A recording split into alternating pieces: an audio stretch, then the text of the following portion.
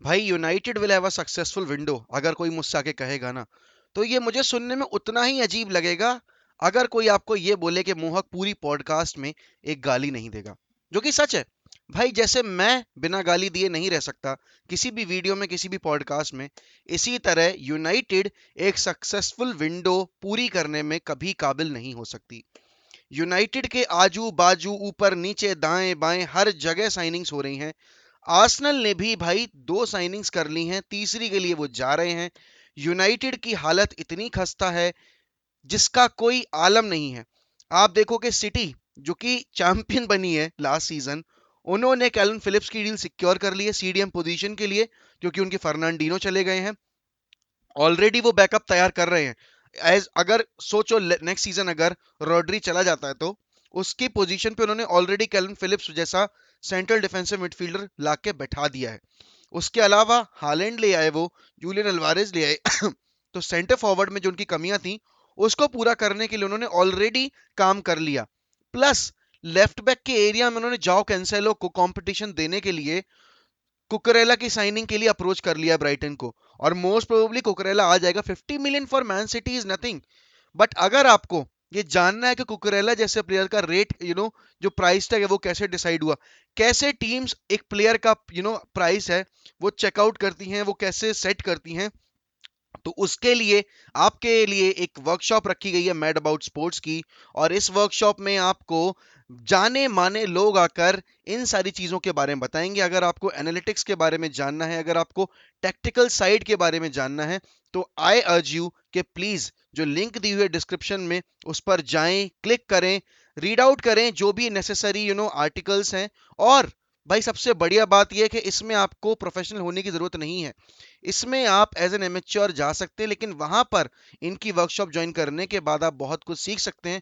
और अगर आपको 2 दिन की वो वर्कशॉप पसंद आए तो आप अपना प्लान जो है अपग्रेड भी करवा सकते हैं।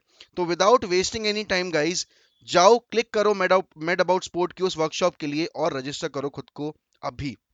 तो भाई ये कल बीती रात फेब्रिजो रोमानो ने और बाकी सारे जर्नलिस्ट ने एक न्यूज ब्रेक की रिगार्डिंग क्रिस्टियानो रोनाल्डो। और ये किसी और की तरफ से नहीं, बायन के स्पोक पर्सन की तरफ से ही आई है कि as of now we are not interested in Ronaldo. Ronaldo की बात हमारे क्लब में नहीं की जा रही है। We are very happy with the squad. And Fabrizio Romano ने ये बोला भी कि there are other priorities in Bayern Munich's squad than signing Cristiano Ronaldo. Even if Robert Lewandowski leaves, तब भी अभी ऐसी इंडिकेशन नहीं आ रही कि वो रोनाल्डो के लिए जाएंगे।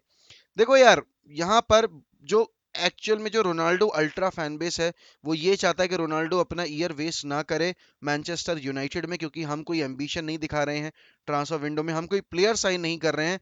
And Ronaldo deserves to play Champions League football, to which I completely agree कि हाँ, रोनाल्डो जैसा प्लेयर यूरोपा खेलना डिजर्व नहीं करता जब उसने इतना अच्छा परफॉर्मेंस दिया हो क्लब के लिए, जब उसने single handedly as a forward carry किया हो टीम को।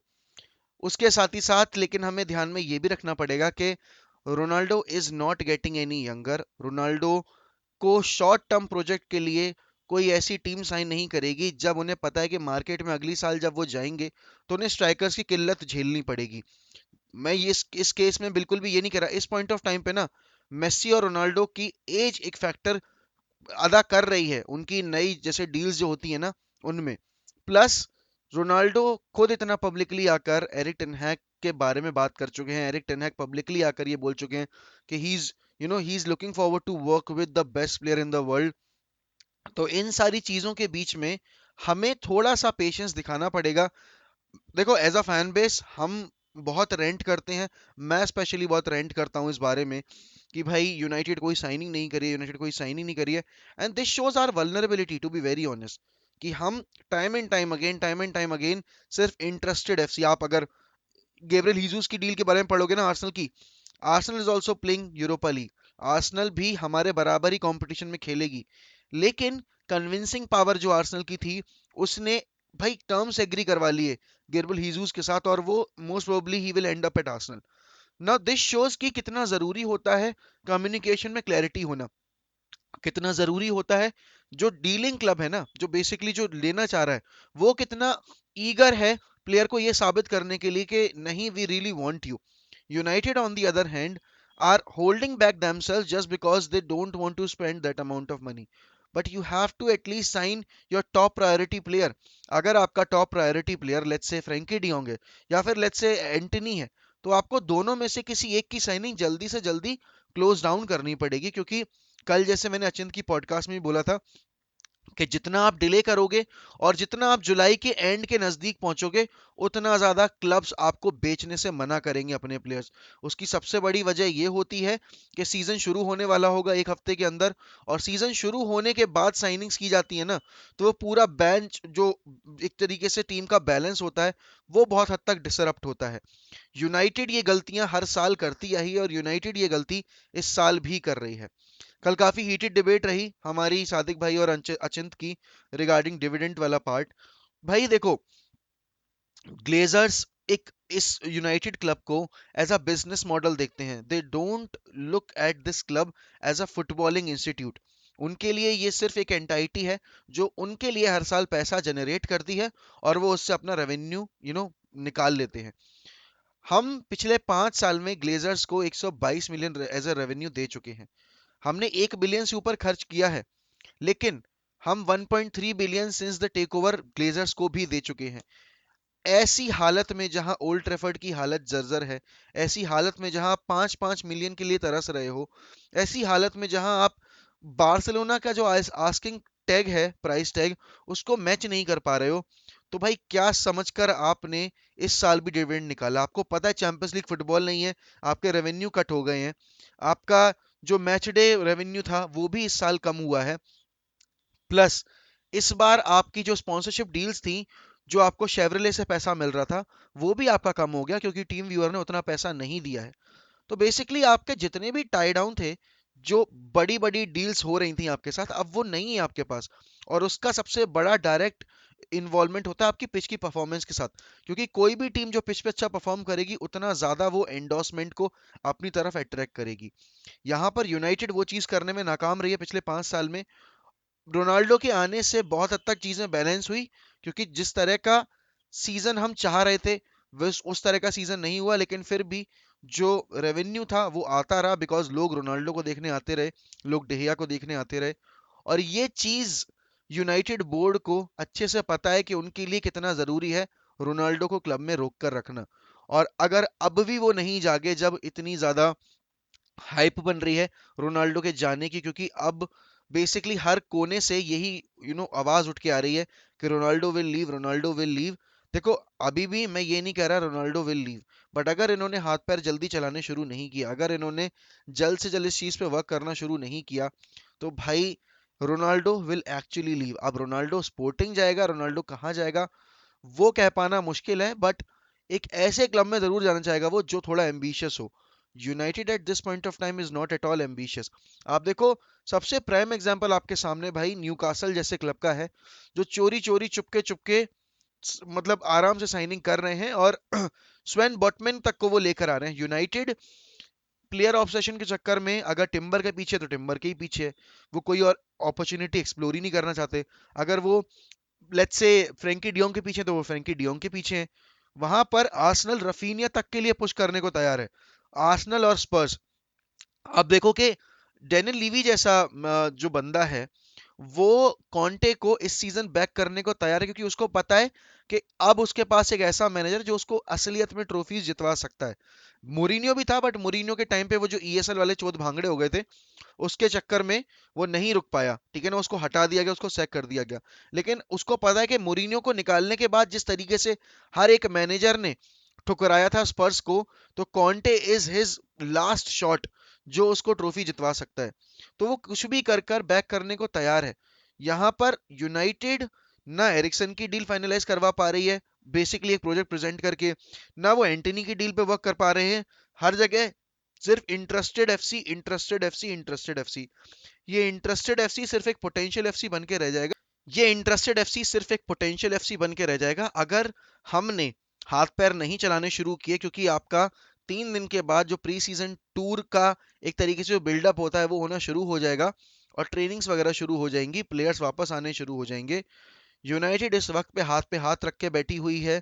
उस मीटिंग के बाद लगा था कि यूनाइटेड स्विफ्टली मूव करेगी अब ट्रांसफर मार्केट में, जो रिचर्ड आर्नल्ड की हुई थी फैंस के साथ। लेकिन अभी तक सिर्फ और सिर्फ निराशा हाथ लगी है। मुझे नहीं पता कि कैसे चीजें टर्न आउट होंगी, यहाँ से कैसे चीजें हम शेप करेंगे, क्योंकि हमारे पास बेसिकली कोई स्ट्रक्चर नहीं है। यूनाइटेड एक ऐसा क्लब बन चुका है जिसके पास आइडियाज हैं, लेकिन आइडियाज को एग्जीक्यूट करने के लिए प्लान नहीं है। रोनाल्डो जैसा प्लेयर जब आपके क्लब में है, डेहिया जैसा क्लब प्लेयर जब आपके क्लब में है, तो आपको ये सोचना पड़ेगा कि ये प्लेयर्स अगर अपना पीक सेक्रीफाइस कर रहे हैं क्लब के लिए, तो आपकी रिस्पॉन्सिबिलिटी बनती है कि उनको अपनी साइनिंग्स के थ्रू, उनको अपने एक्शंस के थ्रू, पॉजिटिव एक्शंस के थ्रू आप बैक करो उनके डिसीजन को। रोनाल्डो ने अपने पूरे करियर में सिर्फ जब वो स्पोर्टिंग में था तब उसने यूरोपा लीग खेली थी। उसके बाद जब से वो यूनाइटेड मूव किया पहली बार, तब से लेके अब तक उसने एक भी बार यूरोपा लीग की शक्ल नहीं देखी है। अगर वो इस साल यूरोपा लीग खेलने को तैयार है, is just because he loves this club. लेकिन प्यार के चक्कर में बहुत लोगों का चूतिया कटा है, प्यार के चक्कर में बहुत लोगों ने अपने पैर पे कुल्हाड़ी मारी है।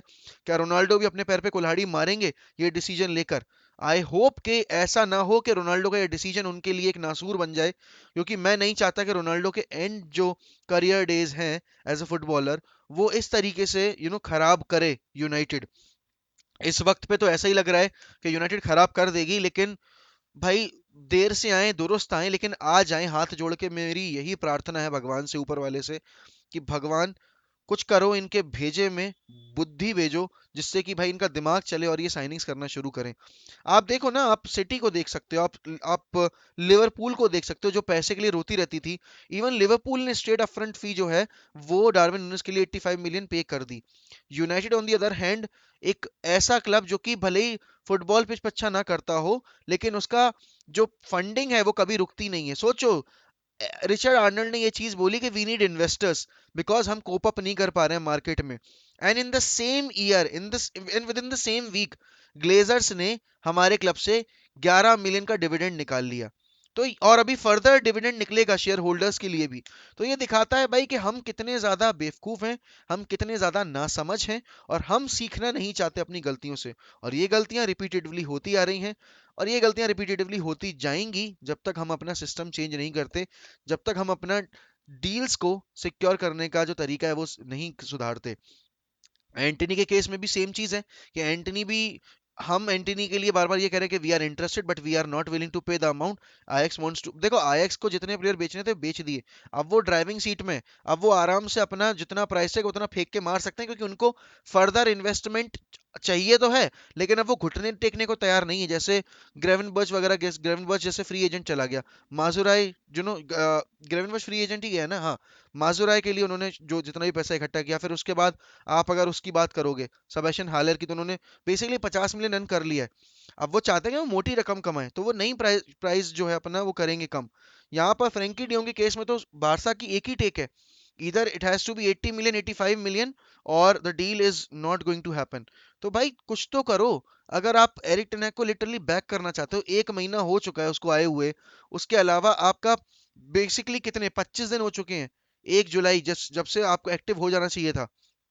9 तारीख को विंडो ओपन हुई थी ऑफिशियली, और उसके बाद से अब तक आप कुछ भी नहीं कर पाए हो, एक साइनिंग नहीं की है आपने, एक का पर्सनल टर्म्स एग्री भी नहीं हुआ है किसी भी एक प्लेयर के साथ।